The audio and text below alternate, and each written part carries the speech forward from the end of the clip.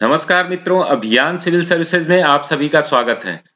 मित्रों, आज हम देखेंगे केरल में बाढ़ पर निबंध। कल 3-4 दिन से काफी मैसेजेज आ रहे हैं कंटेंट के लिए कि जो लोग नए हैं हमारे चैनल पे उनको शायद जानकारी नहीं है, तो एक वीडियो का हम लिंक नीचे डिस्क्रिप्शन में दे देंगे जिसमें 30 निबंध की टॉपिक बताए गए हैं, 30 निबंधों की, जिसपे सभी पे कंटेंट ऐसे ही फॉर्मेट में जो हम अभी शेयर करेंगे आपके बीच, उसी फॉर्मेट में बताया गया है। इसमें 30 प्रमुख टॉपिक हैं जिन पर फ्रेमिंग की गई है। प्रस्तावना और निष्कर्ष बार बार मैं कहता हूं कि वो आप अपना लिखिए, कोटेशन के माध्यम से, कहानी के माध्यम से, डेटा के माध्यम से, जैसे भी। निबंध कैसे लिखा जाता है इसकी भी जानकारी अगर नहीं है, जो लोग बिल्कुल नहीं है, नए हैं, खास करके एआरओ लोग जो लोग दे रहे हैं, वो प्लेलिस्ट में चले जाएं। प्लेलिस्ट में वहां पे दिया गया है कि हाउ टू राइट इफेक्टिव एसे, तो उसकी क्या क्या सावधानियां होनी चाहिए, और हमेशा एसे आप पैराग्राफ में लिखें। ये हमने कंटेंट दिया है, जो भी हम आप वीडियो देख रहे हैं निबंध पे। 5 वीडियो इससे पहले 5 टॉपिक पे आ चुका है। आयुष्मान भारत, किसान आत्महत्या, कर्ज माफी, और भी है, आप देख लीजिएगा। टॉपिक है, कुंभ पे है। तो आइए शुरू करते हैं। इसकी पूरी पीडीएफ आपको परचेज करना है तो इसकी कॉस्ट जो है 500 रहेगा। इसके साथ हम पत्र लेखन का एक बुकलेट दे रहे हैं, और ये अगर आप पीडीएफ आपको तुरंत मिल जाएगा इसको, जो पेमेंट के बाद। तो ये जानकारी थी छोटी सी। आइए देखते हैं प्रस्तावना। इसके लिए हम देखेंगे इसको कैसे फ्रेम करेंगे। हम प्रस्तावना लिख लीजिएगा आप अपनी, जो भी होगी। इसकी जानकारी देनी है, केरल में बाढ़ कब आई, कैसे आई, क्या क्या हुआ, कारण क्या क्या था, तात्कालिक कारण क्या क्या है, पर्यावरणीय कारण क्या क्या है, प्रभाव कहां कहां पड़ा, तात्कालिक प्रभाव कैसे पड़े, दूरगामी प्रभाव क्या थे, आपदा प्रबंधन। केरल में बाढ़ और आपदा प्रबंधन ये दोनों पूछ सकता है, दोनों ही बहुत ही महत्वपूर्ण। हर बार आपदा प्रबंधन से एक प्रश्न रहता ही है निबंध में, यूपीपीसीएस के। तो आपदा प्रबंधन बहुत ही महत्वपूर्ण टॉपिक है, और केरल में बाढ़ भी उससे भी ज्यादा महत्वपूर्ण है। तो इन दोनों को, आपदा एवं बचाव कार्यों में क्या क्या किया गया, तात्कालिक क्या किया गया, और दूरगामी क्या भारत सरकार की नीतियां हैं, आइए देखते हैं। पहले जानकारी थोड़ी सी ले लेंगे। मानसून के दौरान 8 अगस्त 2018 को केरल में अत्यधिक वर्षा के कारण बाढ़ का मंजर देखा गया। बाढ़ के कारण राज्य सरकार के अनुसार राज्य की 1/6 जनसंख्या सीधे सीधे चपेट में आ गई। कारण क्या क्या थे? यदि हम तात्कालिक कारणों की बात करें तो एक बड़ी रोचक हास्यास्पद घटना सामने आई, और यह कहा गया कि सबरीमाला मंदिर में हिंदू मक्कल काची का दावा है। ये महिलाओं के प्रवेश के कारण ये दैवी प्रकोप है। ये सिर्फ हम इसको इंटरेस्टिंग बनाने के लिए डालेंगे, ये कोई कारण नहीं होता है, लेकिन ऐसी घटनाएं और ऐसी चीजें डालने पे थोड़ा सा इंटरेस्टिंग बन जाता है ऐसे।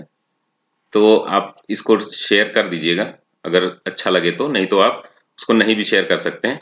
जहां तक पर्यावरणीय कारणों की बात की जाए तो उसमें मुख्यतः देखेंगे उस क्षेत्र में निम्न दबाव उत्पन्न होना, जल का उत्प्रवाह, भूस्खलन, 24 घंटे में अत्यधिक वर्षा, जो कि 310 सेंटीमीटर वर्षा हुई थी। साल भर में भी इतनी वर्षा नहीं होती है। जल स्तर के अत्यधिक बढ़ने पर 42 से 35 बांधों का खोल दिया जाना अचानक। धीरे धीरे अगर खोलते तो समस्या कुछ कम होती, लेकिन उन पर भी दबाव, अगर बांध टूट जाता तो भी समस्या होती। तो ये अचानक से आई हुई आपदा को कैसे हम मैनेज करें, इस पे ध्यान देना चाहिए। केंद्र सरकार ने तमिलनाडु द्वारा मुल्ला पेरियार बांध अचानक जल छोड़े जाने का प्रमुख कारण माना है। ये केंद्र सरकार का ये मानना है। स्काई मैप के मौसम विज्ञानी का कहना है कि केरल में इस बार काफी बड़े क्षेत्र में एक चक्रवाती परिस्थितियों की स्थिति बनी हुई थी। बंगाल एवं उसके आसपास के इलाकों में कम दबाव क्षेत्र होने से मानसूनी हवाएं आगे बढ़ने की बजाय केरल में ही बनी रहीं, जिसके कारण भारी वर्षा हुई। ये सबसे प्रमुख कारण है। आगे देखेंगे दूरगामी कारण क्या क्या थे। बाढ़ के दूरगामी कारणों में हम बांधों में गाद जमा होने को भी मान सकते हैं। ये सभी नदियों की समस्या है। भारत में जितनी भी नदियां हैं, खास करके उत्तर भारत में जो भी बाढ़ से समस्याएं होती हैं, जैसे कोसी है आपकी बिहार में, और दामोदर यहाँ पे यमुना और गंगा, इनमें इनके किनारे क्षेत्रों पे जो भी बाढ़ आती है उनपे सबसे बड़ी समस्या है गाद का जमा होना। इसके कारण पानी के ओवरफ्लो की समस्या बन जाती है।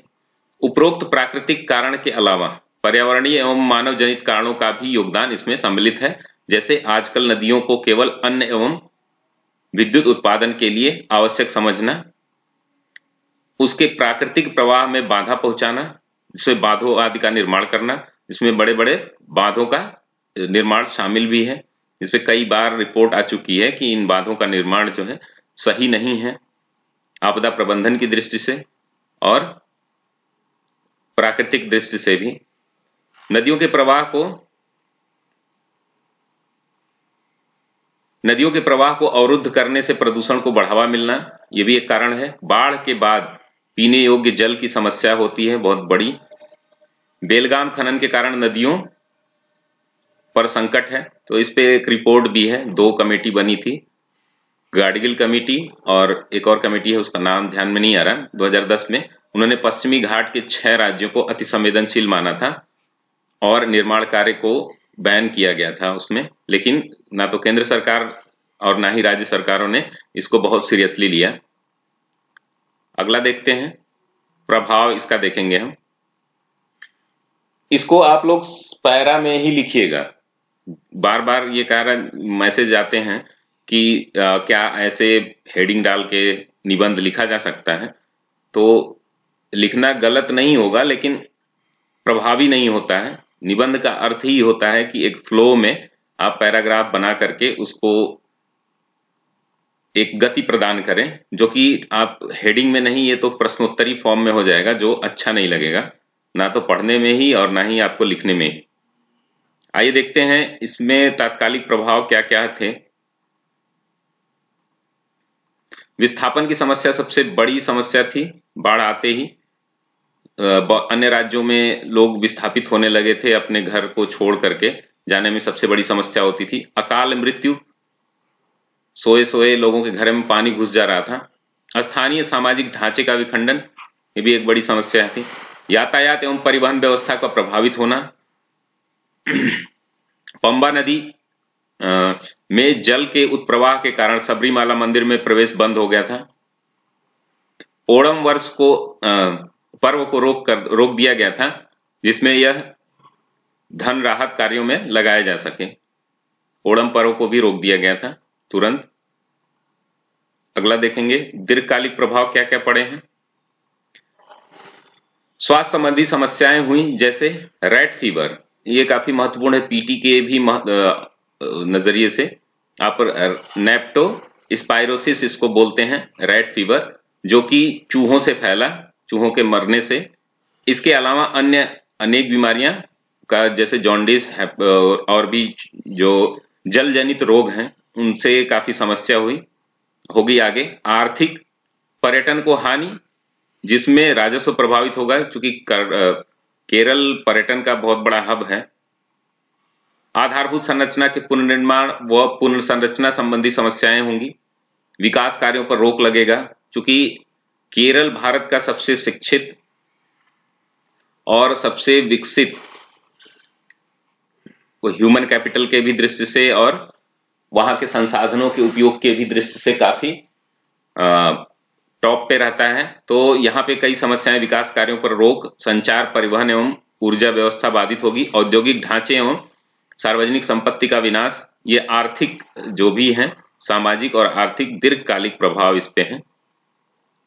एक यूएनओ की रिपोर्ट के अनुसार प्रतिवर्ष आपदा प्रबंधन से 1000 करोड़ डॉलर का नुकसान होता है, जिसमें से 700 करोड़ डॉलर केवल बाढ़ से ही है, और यह आपदा प्रतिवर्ष आती है। तो इससे बहुत बड़े स्तर पे जीडीपी को नुकसान पड़ता है, ह्यूमन कैपिटल पे नुकसान पड़ता है, सामाजिक ताने बाने पर नुकसान पड़ता है, पर्यावरण पे बुरा प्रभाव पड़ता है, लोगों के सामाजिक, आर्थिक, राजनीतिक सभी पहलुओं पे विशेष प्रभाव पड़ता है, आपदाएं जो भी आती हैं। इसके बाद हम देखेंगे आपदा प्रबंधन क्या क्या किया गया और क्या क्या होना चाहिए। तात्कालिक हम देखेंगे, तात्कालिक में राहत एवं बचाव कार्य, प्राथमिक चिकित्सा, बीमारियों से लोगों की मृत्यु न हो, शवदाह की समस्या थी, इसका प्रबंधन, पेयजल, खाद्य सामग्री एवं रैन बसेरों की व्यवस्था, दूर संचार व्यवस्था को व्यवस्थित करना और संचारी रोगों को की रोकथाम करना।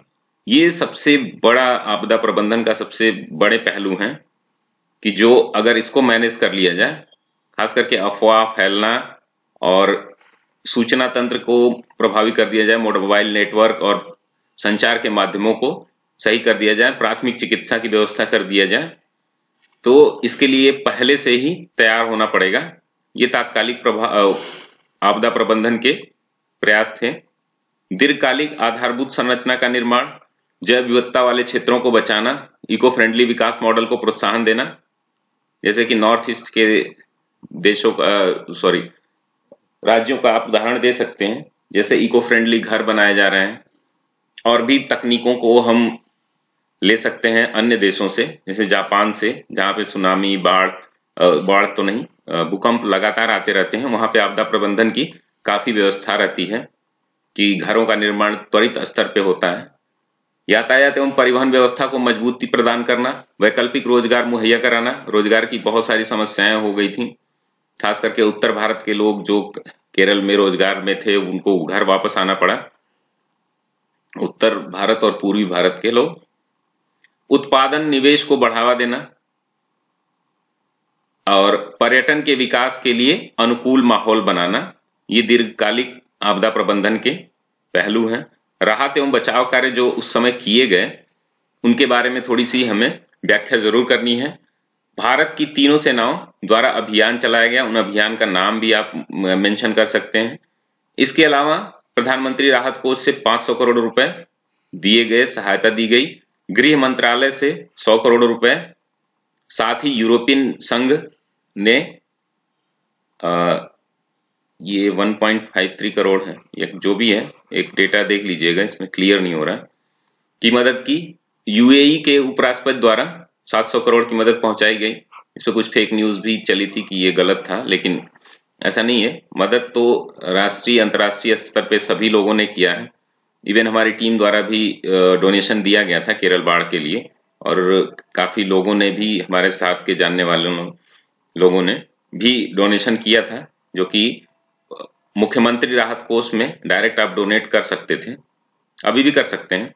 उपरोक्त के अलावा पाक, मालदीव तथा थाईलैंड के द्वारा भी आर्थिक सहायता पहुंचाई गई। तो आपदा एक ऐसी चीज होती है कि इसमें धर्म, जाति, क्षेत्र और राष्ट्र से ऊपर उठ करके अगर हम मदद न करेंगे तो आपदा कहीं भी कभी भी आ सकती है।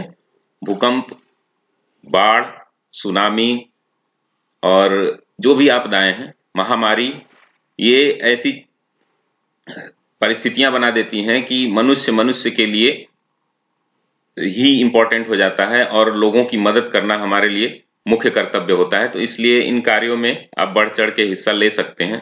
खास करके आरएसएस के लोग जो हैं, राष्ट्रीय स्वयंसेवक संघ, आरएसएस के लोगों ने काफी मदद की थी यहाँ पे केरल बाढ़ पीड़ितों को। और कश्मीर में भी आप देखेंगे कि जम्मू कश्मीर में जब बाढ़ आई थी तो वहां पे आर्मी ने और लोगों ने काफी मदद की थी। तो वहां पे मरने वाला आतंकवादी है, किसी धर्म से है, किसी जाति से है, किसी प्रॉपर क्षेत्र से है, इसको छोड़ करके आपदा में लोगों का सहयोग करना चाहिए। और भारत की ये जो संस्कृति है, अमूल्य विरासत है हमारे जो कल्चर में है, लोगों की मदद करना, वसुधैव कुटुंबकम की भावना रखना, ये सारी चीजें भी आप डाल सकते हैं अब एक सुझाव के रूप में। उपरोक्त के अलावा पाक, मालदीव तथा थाईलैंड के द्वारा भी आर्थिक सहायता पहुंचाई गई। आगे देखेंगे तो ये है पूरा निष्कर्ष के रूप में। आप और भी चीजें डाल सकते हैं आपदा प्रबंधन के रूप में कि अन्य देशों से हमें सीखना चाहिए, खास करके जापान से। और मित्रों, ये पूरी फ्रेमिंग है, इसको आप 1000 शब्द तक ले जा सकते हैं, इतने पॉइंट्स इसमें दिए गए हैं। और वहां तो लिखना सिर्फ 600 शब्द हैं। 600 शब्दों को कैसे काउंट करते हैं ये भी काफी लोगों ने पूछा था। तो मैं बता दूं कि का, की, के, में सब काउंट किया जाता है। जैसे यहाँ पे काउंट करेंगे 1 2 3 4। तो ऐसा नहीं है कि एग्जामिनर आपकी एक एक वर्ड काउंट करेगा और एक एक, हाँ ये है कि एक लाइन में आप कितने वर्ड लिखते हैं और कितनी लाइन आप एक पेज में लिख रहे हैं, इसको काउंट कर लीजिए। एवरेज 5 से 7 वर्ड होता है और लगभग 120 से, मैंने जहां तक देखी है लोगों की कॉपी, कुछ लोग हैं काफी घना लिखते हैं तो उनके लिए थोड़ी समस्या भी होती है कि पेज वहां पे आपको दे दिया जाएगा, पेज आपको 6 से 7 पेज रहेगा, तो उसको पूरा भरना भी होता है। ऐसा नहीं कि वर्ड लिमिट आप काउंट करेंगे कि 100 शब्द ज्यादा हो गए तो आपको कोई दिक्कत होगी, नहीं, 100 शब्द ज्यादा हो सकते हैं, 600 की जगह 700 आप लिख सकते हैं, कोई समस्या नहीं है। आपके पास कंटेंट होना चाहिए पूरा, और जो लिख रहे हैं प्रभावी लिख रहे हैं, ऐसा नहीं है कि कुछ भी लिखे जा रहे हैं और सिर्फ कॉपी भरनी है, तो उसके लिए नहीं। हाँ, आपके पास कंटेंट है, आपके पास डायमेंशन है, तो आप 600 से 700 वर्ड के बीच में आप लिख सकते हैं। इसमें कोई वो नहीं है, कोई ऐसा नहीं कि आप अपराध कर रहे हैं। और 120 से 150 वर्ड के ऑलमोस्ट मैक्सिमम 150 वर्ड आप लिख सकते हैं एक पेज में, तो उसको पेज काउंट कर लीजिए। और 100 वर्ड लिख रहे हैं, 7 पेज है तो 700 लिख सकते हैं। अगर 120 लिख रहे हैं तो भी लिख दीजिए, 750 भी हो जाएगा, तो कोई दिक्कत नहीं होगी आपको। तो मित्रों, ये सारी समस्याएं थी और उनका मैंने मुझे जो समाधान पता है, बाकी आप लोग खुद समझदार हैं, विवेकशील हैं, आप अपने आधार पे भी चीजों का मूल्यांकन कर सकते हैं। तो तब तक के लिए धन्यवाद मित्रों, स्वस्थ रहिए, मस्त रहिए, व्यस्त रहिए।